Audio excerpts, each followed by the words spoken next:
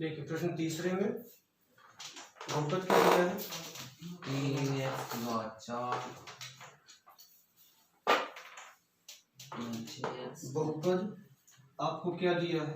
3x की घात चूंकि करनी 5/3 व माइनस करनी 5/3 किस बहुपद? बहुपद क्या है? 3x की घात 4 धन 6x की घात 3 ऋण 2x की घात 2 ऋण 10x ऋण 5 के दो क्या है? दो शून्यक है। अब अगर शून्यक होते हैं तो शून्यकों से आप क्या निकाल सकते हैं? उनके गुणनखंड। अतएव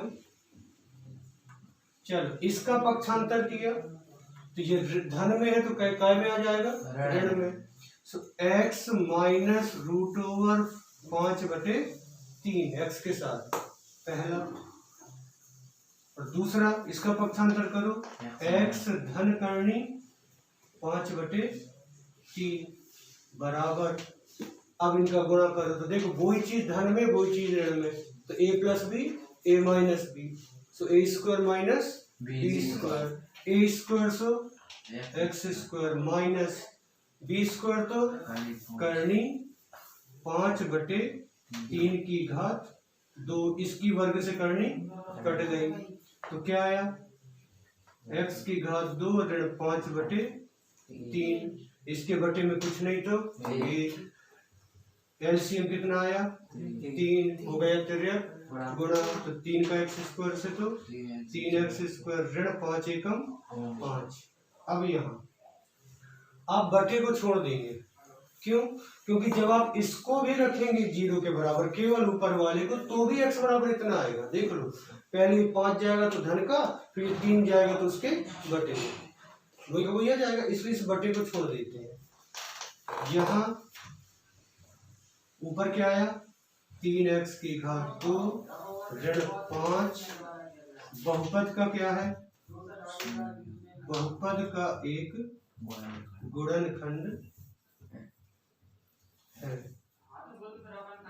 इसलिए 3x की घात 2 ऋण 5 से 3x की घात 4 धन 6x की घात 3 ऋण 2x की घात 2 ऋण 10x ऋण 5 को विभाजित करने पर, चलो विभाजित करते हैं। क्या था बहुपद? 3x की घात 2 ऋण 5 से किसको विभाजित करना है? 3x की घात 4 धन 6x की घात 3 ऋण 2x की घात 2 ऋण 10x ऋण 5।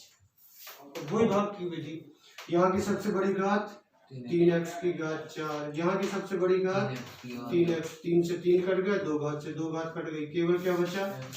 x की घात 2। इसको कहाँ लिखा? ऊपर, इसका दोनों से गुणा, तो 3 एकम 3 x स्क्वायर x की घात 4 ऋण, तो ऋण अपन ने यहाँ लगाया क्योंकि हमें पता है कि x की घात 2 वाला पद आएगा, तो ये होगा 5 एकम 5 x की घात 2, चिन्ह बदल गए, सबसे बड़ी घात 1 सी तो कट गई, इसके नीचे कुछ नहीं क्यों का त्यों, अलग अलग चिन्ह तो घट गए, बड़ी का चिन्ह 5 में से 2 गए तो 3x की घात 2 ऋण 10x ऋण 5। अब फिर यहाँ की सबसे बड़ी घात 6x की घात 3 बटे में 3x की घात 2, 3 दूनी 6 और 2 घात से 2 घात, तो क्या बचा? केवल 2x, धन है तो धन 2x। अब इसको इन दोनों से गुणा, तो 3 दूनी 6 x स्क्वायर और x तो x की घात 3, ऋण है तो ऋण 5 का 2 5 दूनी 10x, x वाला है तो x वाले के नीचे लिखेंगे, फिर से चिन्ह, ये ऋण के ये धन के, ये सर इसके बाद नहीं आ रहा सर, इसके बाद नहीं आ रहा क्या?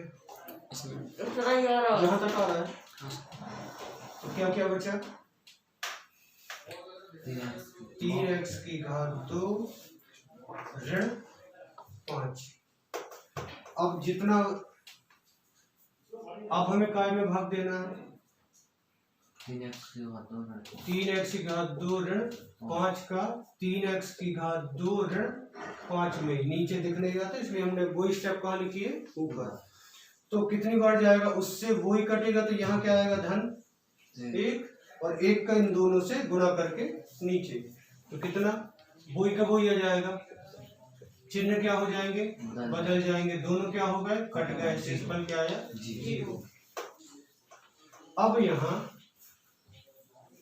भागफल कितना आया आपका?